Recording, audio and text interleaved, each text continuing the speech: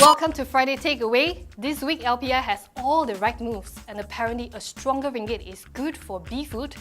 Before that though, after a couple of frenzied weeks, cryptocurrencies took an absolute battering this week following news that South Korea could be preparing to ban trading in digital coins. At one point, over $106 billion of value was wiped off the entire market. South Korea is one of the major cryptocurrency trading markets, and this move is an effort by the government to calm the frenzy. Hyundai Motor announced this week that it was investing in ride-hailing firm Grab, its first direct investment in this sort of business. The South Korean company is resorting to investments like this to reduce its reliance on China following a tense showdown between Seoul and Beijing.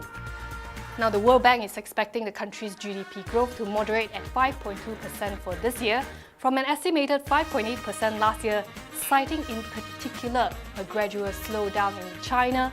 Factors to keep in the back of your mind are large domestic debt, external financing needs, and limited policy buffers. The FBM KLCI started the week on a year high of 1,832 points, but didn't manage to keep the momentum. As it tracked its regional peers that also saw a decline. So what spooked them? Concerns that China, the largest holder of US bonds, might actually slow or halt its purchases. This morning, the KLCI was 0.16% higher at 1,819.82 points.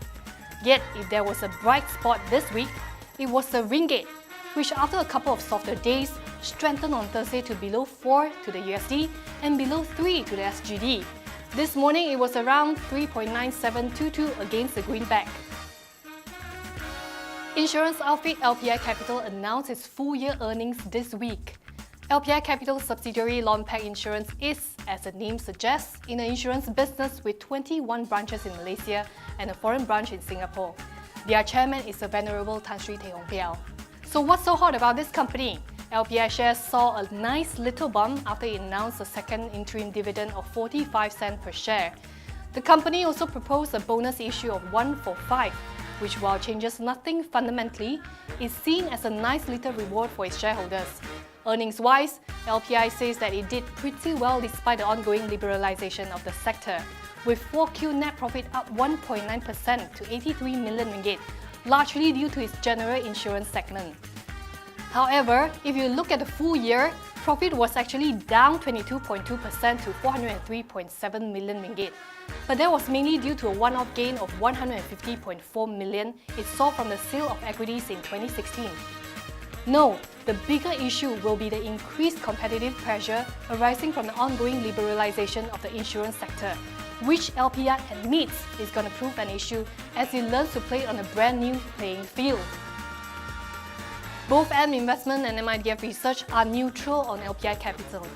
MIDF Research does not see any fresh catalysts that will justify a higher valuation. That's why it keeps the target price at 18 ringgit 91 cent. M Investment increased its fair value to 18 ringgit 20 cent as it raised LPI earnings forecast in the next 2 years. Overall, we see 4 holds and 1 buy on this stock, with target prices ranging between 18 ringgit 20 cent and 22 ringgit. LPI Capital has rallied 7.8% from last July to 19 ringgit 82 cent this morning.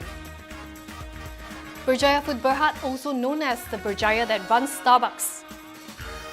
BFood manages and develops restaurants and cafe chains, most notably Starbucks and Kenny Rogers.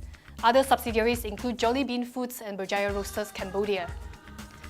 Most analysts agree that the stronger ringgit has been a big positive for BFoods, as a large part of its raw ingredients are denominated in US dollar. Its second quarter earnings were also pretty solid, 5.8 million compared with 5 million last year, as it opened more Starbucks. It also saw its Kenny Rogers in Indonesia, which wasn't doing well. Yet it warns that its next quarter numbers are not going to be good due to its decision to clean house. While that impact is only short-term, overall competition and weak consumer sentiment as people become more choosy about where to spend is a bigger issue. All 7 analysts who cover the stock have a buy call on the company, with target prices ranging from 1 ringgit 90 cent to 2 ringgit 16 cent. RHB Research says BFood earnings recovery would be led by Starbucks growth and the potential turnaround at KRR Malaysia. BFood has rallied 23% to 1 ringgit 85 cent this morning.